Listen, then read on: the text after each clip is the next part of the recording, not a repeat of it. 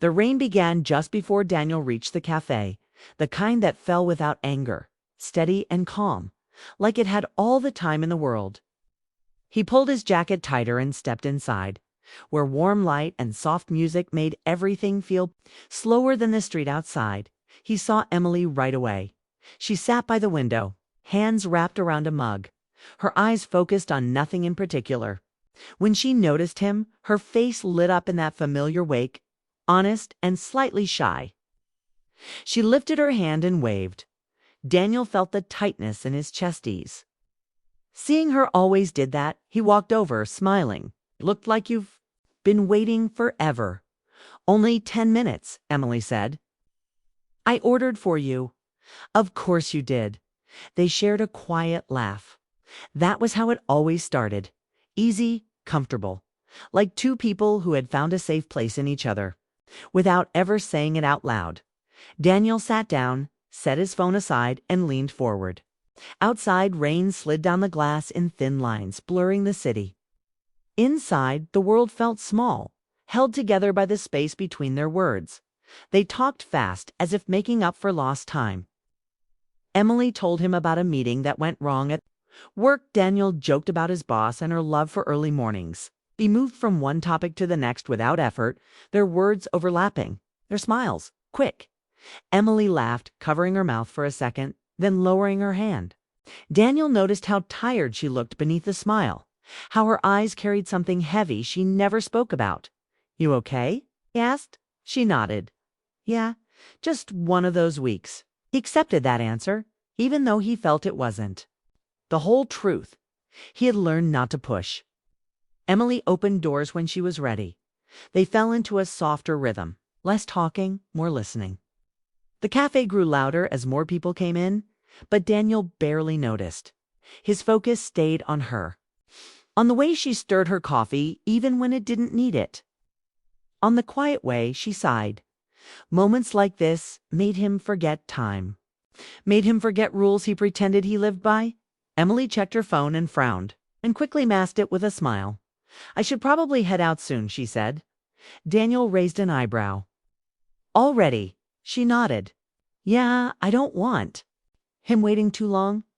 Daniel laughed, quick and careless. "That's funny." Emily didn't laugh. She stared at the table, her fingers tightening around her mug. The smile slipped from her face, replaced by something serious, something careful. "I'm not joking," she said. The sound of rain grew louder, or maybe Daniel just noticed it now. His smile faded, slow and unsure. "Wait," he said. "What? You mean?" Emily took a breath, steady but deep. "My husband. I don't want him waiting." The word landed between them, heavy and sharp. Daniel blinked.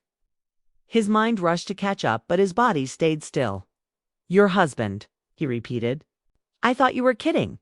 She shook her head gently. "I wouldn't joke about that." Silence filled the space. The cafe noise returned in pieces, cups clinking, a chair scraping. Someone laughing nearby, but Daniel felt distant from all of it. He searched her face, hoping to find a sign that this was some mistake. But Emily looked calm, sad, and honest. All at once, "You never said you were married." He said, not accusing, just confused. "I know," she replied. "I didn't lie. I just didn't talk about it." Daniel leaned back in his chair. His thoughts raced, but none of them formed words. It felt foolish, like he had missed something obvious. "Oh," he said quietly. Emily watched him, her eyes filled with concern. "Daniel, I'm sorry. Didn't mean for it to come out like that." He nodded again, even though his head felt heavy. He wanted to say something meaningful, something strong, but nothing came. "I didn't know," he said. "I really didn't know." "I believe you," she said. "That's why this hurts." The honesty of that statement hit him harder than anything else. Hurt meant there had been something to lose. Emily reached across the table, stopping just short of touching his hand. She pulled back as if reminding herself of a boundary that had always been there, even if neither of them named it. "Our friendship matters to me," she said. "It always has." Friendship. The word felt smaller than the moments they had. Shared. Smaller than the late messages, the quiet jokes, the way she leaned toward him when she felt safe. Daniel forced a smile. Of course, friends. The word tasted strange in his mouth. Emily nodded, but her eyes didn't agree with her expression. I never wanted to hurt you. I know, he said, though his chest felt tight. You didn't do anything wrong. I sat in silence again. The rain outside blurred the city even more, turning lights into soft shapes. Daniel wished he could blur this moment too. He stood up, pushing his chair back gently. I should go early morning tomorrow. Emily stood as well. Kay? They hesitated, then hugged. It was brief, careful, nothing like the easy closeness they once shared. When they pulled away, something had clearly shifted. Take care. Daniel, she said. You too, Emily. He walked out into the rain without looking back. The cold air hit his face, sharp and real. He welcomed it. As he walked down the street, memories rushed in fast. Every smile, every shared silence. Every shared silence. Every time he thought he saw something more in her eyes. He wondered how many moments had been real and how many had been imagined. The word husband echoed in his mind. He reached his car and sat inside for a moment, hands resting on the wheel. The rain tapped against the windshield, steady and patient. He felt disappointed, but also something else, embarrassment. He had built a story in his head without knowing all the facts. He had filled in the blanks with hope, yet part of him couldn't shake the feeling that Emily hadn't been fully protected either, that she had been lonely in ways she never said out loud. Daniel drove home slowly. The streets were quiet, lights reflecting on wet pavement. His phone buzzed once, but he didn't check it. That night, sleep came late. His thoughts moved fast, jumping from memory to question, from question to silence. He stared at the ceiling, replaying her words, her tone, the way she looked when she said them. He didn't blame her. That surprised him. Instead, he felt a quiet sadness settle in, calm but deep. The next morning, he woke with a strange sense of distance, like the world had shifted slightly off balance. He went through his routine, answered emails, spoke to coworkers, smiled when expected. But something inside him stayed quiet. He wondered what Emily's life looked like when he wasn't there. Who she went home to. What kind of marriage allowed space for the connection they had shared. He didn't ask. He didn't message her. Days passed with no contact. The silence felt loud at first, then slowly softened. Daniel kept busy, but every cafe, every rainy afternoon, reminded him of her. He understood now that some connections arrive without warning and leave just as quietly. They don't explode. They fade, and sometimes the truth comes wrapped in casual words spoken too easily, changing everything in a single moment. Her husband, Daniel, closed his eyes one evening, letting the thought settle instead of fighting it.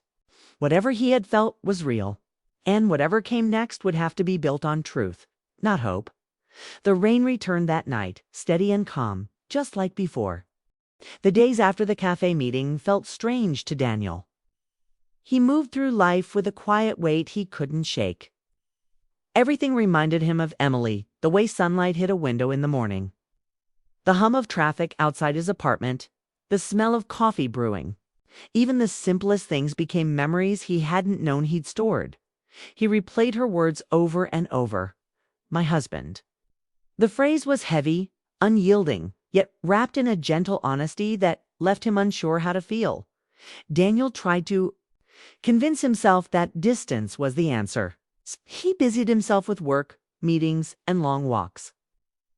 He read more than usual, hoping to distract his mind. But every story, every character, reminded him of her. There was a line in one book about longing for someone you couldn't have, and he froze when he read it, realizing that he had lived that line without even knowing it.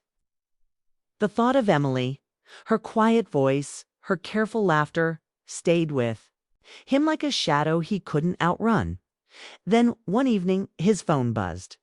Her name appeared on the screen. The simple message said, "Can we talk?" It was short, but it carried weight, urgency, and hope all at once. Daniel's fingers trembled slightly as he typed back, "Yes. When?" Her reply was immediate. "Tonight, but parked near the river, 7." He felt his heart accelerate, both with excitement and unease. The world outside seemed colder than it should. And yet he didn't mind the chill as he walked through the streets to the meeting place. The park was quiet. When he arrived, the last of the autumn leaves clung to branches, while the ground was a patchwork of red, orange, and brown. Emily was there, her coat wrapped tightly around her, hands buried in pockets. She looked smaller somehow, delicate against the fading light, but her eyes held that same honest warmth that had drawn him in from the beginning. "Hi," Daniel said, voice soft but steady. "Hi," Emily replied. Her voice had the same calm, thoughtful tone that made him feel seen. "Thank you for coming." Daniel nodded. "I wasn't going to ignore your message." They walked along the path in silence for a few moments, the river flowing beside them, quiet and steady. Daniel's mind ran wild, wondering what she was about to say, fearing and hoping in equal measure. Emily stopped at a small bench and gestured for him to sit. He did, careful not to crowd her space. "I should have told you sooner," she said. After a long pause, "about everything. My marriage. Us. All of it. I didn't because it wasn't simple. It still isn't simple." Daniel listened quietly, trying to absorb her words without interrupting. He wanted to say something, anything, but he knew that right now, his role was to hear her. "We married young," she continued, voice low.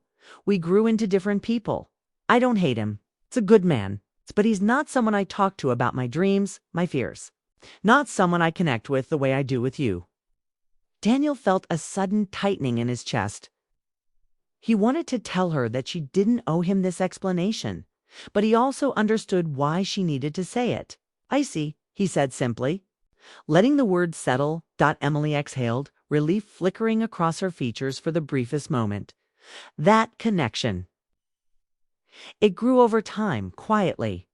"I didn't plan it, and I didn't expect it. But it became real, Daniel.